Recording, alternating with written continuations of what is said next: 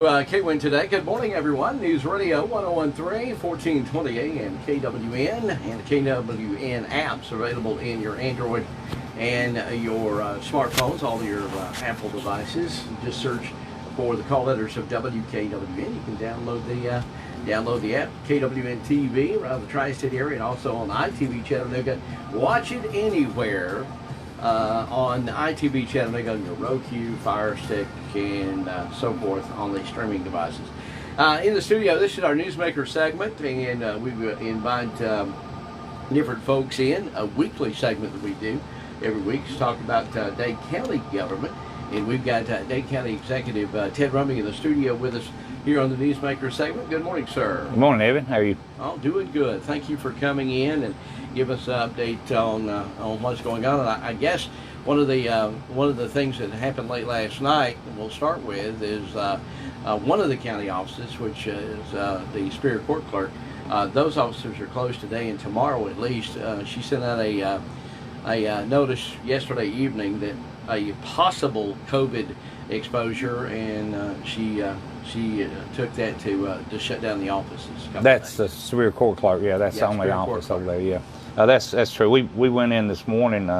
Alex and our people went in, and we have a method of actually, spraying the office. We got some equipment that Alex had purchased, just a few months ago, and what we take care of our offices with, and also in the ambulances and all. And you call it decontaminate. We just, as a precaution, went in and then did that in that office. And what it is, it's not. It's just a person that they're being tested today. It possibly may have came in or whatever that may be contaminated. So I think she's got the office locked, but there's someone in there answering the phone. But I don't. We'll know when that test comes back, as far as if that person was actually tested positive or not. So hopefully. So this was just basically out of a overabundance of caution. That's all it is. Yeah, it's just precaution. There's not a confirmed case in the Superior Court Clerk's office or that has been in there that we know of. It's just a precaution that the Superior Court Clerk is taking to do, and that's fine. She's a constitutional officer. That's her call. So that's fine. But we thought we actually had a person that we in our office that was suspected. That test came back negative this morning, so we're back. Everything's up and running in our office. We didn't shut our office down. We went by the health guidelines, as far as what the protocol, and so everything's fine. So right now that office is I say closed. I guess you would say semi-closed. The door's locked, but there is someone. She said she would leave someone in there to answer the phone. That's the last word I had last night. Yeah, and she even put in at what we've got up at the Mountain Valley Independent at Discover Dade is she's even put her cell phone in there if anybody wants to call her, and also the office number. So, exactly. So there's ways to get in contact, and I'm sure they can. And a lot of that stuff, and of course we haven't talked about it, but a lot of the stuff that is in her office now is available to the attorneys online. They can do their work. Years ago, I remember, there'd always be one or two attorneys in their research. Always, and now a lot of that is I think you have to go through the Clerks Society or whatever to sign up for that, and there is a fee, that you actually you pay every year or monthly or whatever. But that's something that I know that office is really promoting. To go away from that, it's the right thing, when you can stay in Atlanta or in Dalton or Chattanooga or whatever and do your actually research, that's just the right thing to do. And of course, I don't know about title searches and all. I don't know how that works, but yeah, I'm not really sure on that. But still, there's still going to have to be some physical, actually. Oh, sure, absolutely. But at least, even though that they're going to close it for the next 2 days, you still got access. Still can call folks, and the folks that have access to the computer system can do their work. Most of it right on. So that's and it's not only to protect them in the office; it's to protect the people. Mainly coming in. Right. When you're not knowing. Yeah. Exactly.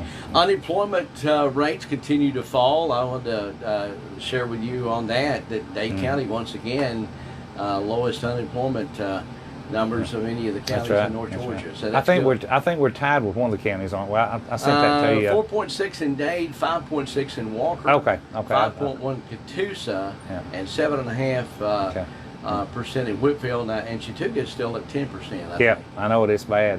He's got a lot of people out of work over there. Yeah. But everybody has really come almost in half down from the original number. Oh yeah. So. I mean, everybody is moving towards getting things back open. Right. That's right. But down at 4.6, I know we were just under 3, like at 2.7, 2.8, something like that before this. That's hit. right. That's right. So we're and that's the lowest we'd been in years and years. That too. Yeah, it was. We'd dropped down. We were at that time. We were lower. We were the lowest county, one of the lowest. So, and what helps us too is being a county line or a state line county. We do have being close to a metropolitan city. Chattanooga. You take some of those counties down in central Georgia. That are they're a long way from Atlanta or any of your larger cities, and the employment. Most of those you either work at factory or in the poultry industry or whatever, or you don't work. And the other thing is Dade County was extremely lucky. When it came to the COVID-19 shutdown earlier this year, is because every one of our industry in the industrial park is considered essential. That's right. So they never shut down. They may have remoted some of their workers home if they were in the office or things, but the actual manufacturing of the medical supplies and the automobile parts and the tractor trailers. Yep. I mean, they kept because they're all deemed essential. So that's that true. was good for our county as far as the that's true. keeping people working. That's exactly right. Not only our county, but the whole area, because there's a tremendous amount of Alabama people that work here in this county, as everyone knows.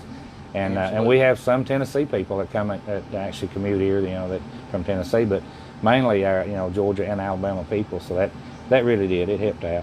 Thank goodness for that. But, give us. I know you're working on a couple of issues. The Lookout Mountain Lake Dam that is continued to be closed. You've got County Road 6 is still, then the yearly paving that is still to come. So a lot of activities going on. That's true. And then we've got our meeting tonight too, and we'll mention that. It's at 6:30, but it's just to adopt our millage rate. It's just simple. It'll take longer to make a roll call than it will to actually accept it, but it's a formality we have to go through every year. Normally the school board comes in, and we accept we actually approve the actual collection of theirs, but they're going to be later on up in August. We're going to have a special call meeting for theirs because they are going to have to advertise in the paper. There's going to be a little change there, but ours, we've got to do this to keep on schedule. So we'll have that 6:30. If we'd known that, we could have had it earlier because it's just like I said, it'll be about a 10-minute meeting, but it's something we have to do by law to accept our millage rate, which the millage rate staying the same, no tax increase on our part anyway. And on the paving, that's something we got to play it by ear on our lake that out here on the mountain, the dam that we're actually working on, because we do our own paving, and as soon as we can pull that crew off, we're going to actually start the paving. And then we've got the County Road 6 out there. That's something that we're definitely going to get on. But once we get a road cut in there on the bottom side, it'll be turned over to our drilling contractors and all. They can be working while we're doing something else. But the lake out there, let me give you an update on that. Work's really going well. They really, we've had some good weather. They've been working some long hours out there. Right now we're waiting on the lake level. They're pumping it down right now before we can actually lay the pipe. They're supposed to be in Monday to start. Hopefully it'll be down low enough that we can start that, and that'll take about a week and a half, and then we start bringing the water level back up to a point. But we still got I don't know how many feet, 2 or 3 feet I guess, to go on down, and we've got some aerators that we're going to put in the water out there to try to protect the fish, because that this time of the year, this is when you work on dams. But there's not it's a dry season.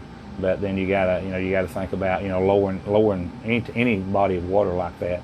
There's no way of knowing how many fish was in there and what type, but we're going to do the best we can, and I'm sure Larry is too, to maintain what fish and life is in there. The aquatic life, I guess. The aquatic life, yeah.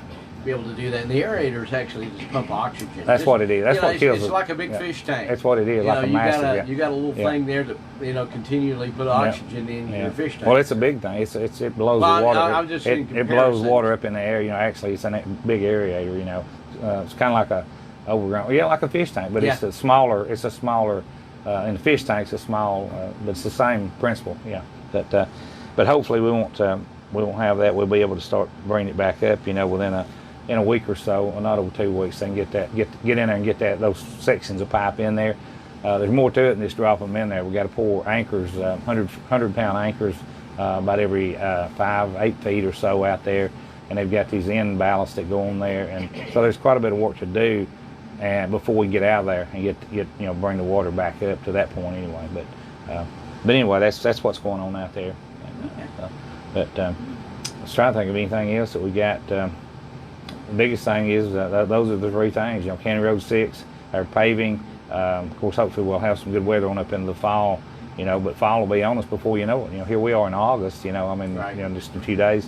But we'll things will work out. We'll just got a good group of men, and they're good, hard-working people, and we've got just a lot to get done before the end of summer. Put it that way. Yeah.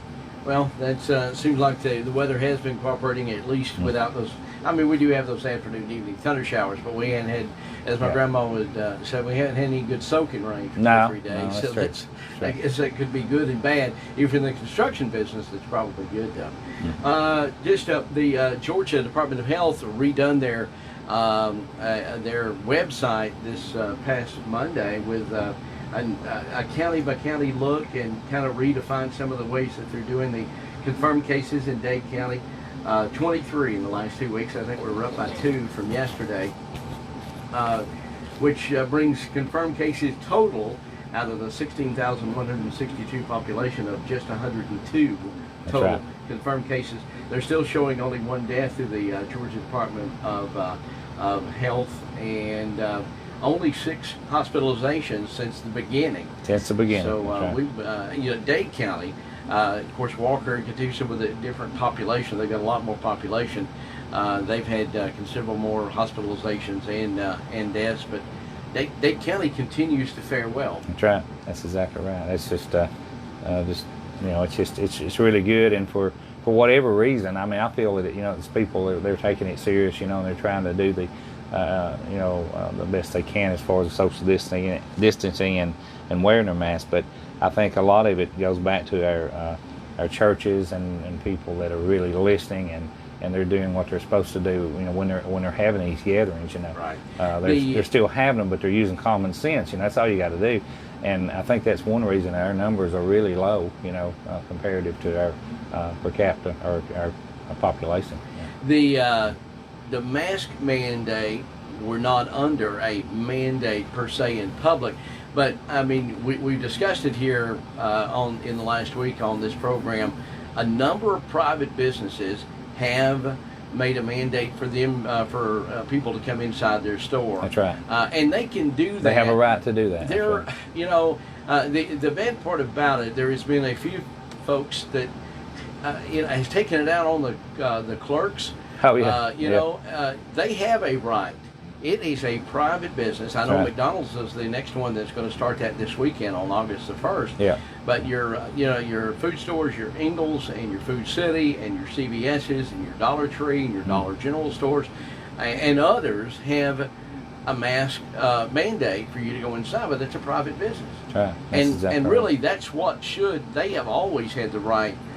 Shirt and shoes required. I've said that over and over. Yep. So it bothers me, that there's people that try to take it out on the clerks of their displeasure having to wear a mask. Yeah. But it is your choice. You do not have to go inside that business. That's what I was going to say. You really don't have to trade there. As the old timers say, you don't have to trade there if you don't want to.